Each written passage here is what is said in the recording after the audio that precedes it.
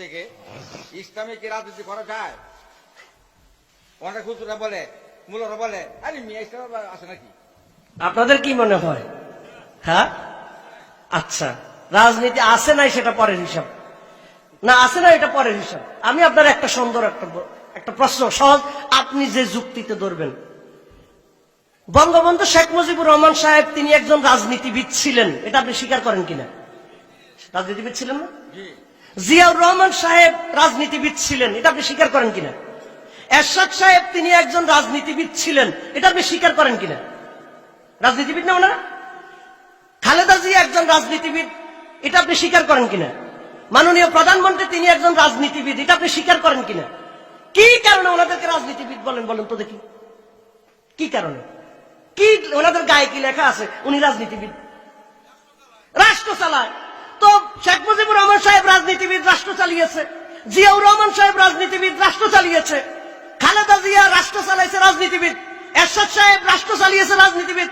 প্রধানমন্ত্রী শেখ হাসিনা রাষ্ট্র চালা, রাজনীতিবিদ। রাসূল সাল্লাল্লাহু আলাইহি ওয়াসাল্লাম রাষ্ট্র চালাইছে, উনি রাজনীতিবিদ না? আপনি বুঝেনই নাই তো। রাষ্ট্র যিনি চালা অবশ্যই তিনি রাজনীতিবিদ। আপনি রাজনীতির তো সংজ্ঞা বুঝেন নাই। রাজনীতি কাকে বলে?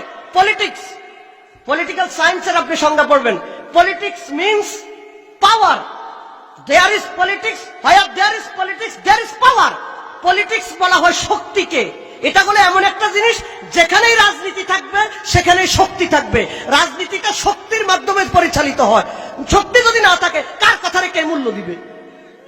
এই জন্য রাসূল সাল্লাল্লাহু আলাইহি ওয়াসাল্লাম যে সমাজে পরিচালিয়েছেন, এটা কি শক্তি ছাড়া নাকি শক্তি সহ? শক্তি সহ। এই জন্য ইসলামের মধ্যে রাজনীতি আছে, ইসলামের মধ্যে রাজনীতি আছে। এবং ইসলামের রাজনীতি ব্যক্তিগতভাবে সবার জন্য সারাক্ষণ রাজনীতিটা ফরজ না হলো, মুসলিম উম্মার জন্য একটা অংশের জন্য রাজনীতি করা অবশ্যই ফরজ। টোটাল মুসলিম উম্মা যদি শতভাগ রাজনীতি থেকে যদি মুক্ত হয়, গোটা বিশ্ব মুসলমান আল্লাহর দরবারে আসামি হবে, আসামি হবে। আল্লাহ বলবেন, কেন তোমরা আমার ইসলামকে প্রতিষ্ঠা করার জন্য তোমাদের কারো কেন পদক্ষেপ ছিল না? সবাই অপরাধী হবে। সবাই কি হবে? অপরাধী হবে। আর ব্যক্তি হিসাবে আমি যদি ইসলামের পক্ষ বাদ দিয়া আমি যদি বেনামাজির পক্ষে, বেরোজগারির পক্ষে, সুদখোরের পক্ষে যদি থাকি, তাহলে হারাম রাজনীতির পক্ষে থাকার কারণে আমার কবিরা গুনাহ হবে। আমি আপনাদেরকে সাজেশন করছি, আপনারা সহিহ বুখারীর কিতাবুল জিহাদ, কিতাবুল আহকাম, কিতাবুল মাগাজি, উলামায়ে কেরাম আছে, সব মিলে কম পড়ে হলো 2000 হাদিস হবে। কিতাবুল জিহাদ, কিতাবুল মাগাজি, কিতাবুল আহকাম 2000 হাদিস হবে। বুখারীতে হাদিস আছে 7000-এর মতো।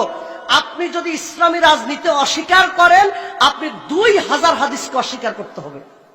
2000 হাদিসকে অস্বীকার করতে হবে। আপনি যদি ইসলামী রাজনীতিকে অস্বীকার করেন, কোরআনের শত শত আয়াতকে আপনার অস্বীকার করা লাগবে। কোরআনের আয়াত অস্বীকার করলে ঈমান থাকবে? ঈমান থাকবে? আমি ছোট্ট আরেকটা উদাহরণ দিচ্ছি, বুঝে নেন, বুঝে নেন।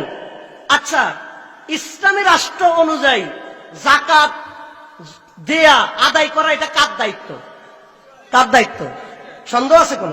দলিল আছে 22 নম্বর সূরা আয়াত নাম্বার 41, এটা রাষ্ট্রের দায়িত্ব। আচ্ছা বলেন, আবু বকর রাদিয়াল্লাহু তাআলা আনহু যারা যাকাত দেয় নাই তাদের বিরুদ্ধে যুদ্ধ করছে। আল্লাহু আকবার। এখন কি বাইতুল মুকাররমের খতিব সাহেব কি যাকাত যারা দিবে না তাদের বিরুদ্ধে খতিব সাহেব অ্যাকশনে যাইতে পারবে? কেন পারবে না? খতিব সাহেবের সেই পাওয়ার নাই। কিন্তু ডিসি সাহেব যদি অ্যাকশনে যেতে চায় পারবেন কিনা? পারবেন। কি কারণে পারবেন? ওরা কি আছে? পাওয়ার আছে। তাহলে বাইতুল মুকাররমের খতিব সাহেব পারবে না কেন? তার পাওয়ার নাই। কিন্তু ডিসি সাহেব পারবেন, কারণ কি? কারণ তার পাওয়ার আছে। তো আবু বকর রাদিয়াল্লাহু তাআলা যাকাত অস্বীকারীদের বিরুদ্ধে যুদ্ধ করেছেন। আবু বকর রাদিয়াল্লাহু তাআলার হাতে যদি রাষ্ট্র ক্ষমতা না থাকতো, উনি এটা পারতেন না। সুতরাং রাজনীতি না করলে ইসলামের অনেক বিধান পালন করা যায় না। অনেক বিধান পালন করা যায় না, আরো বহু বিধান আছে, আর ব্যাখ্যা গেলাম না। জি।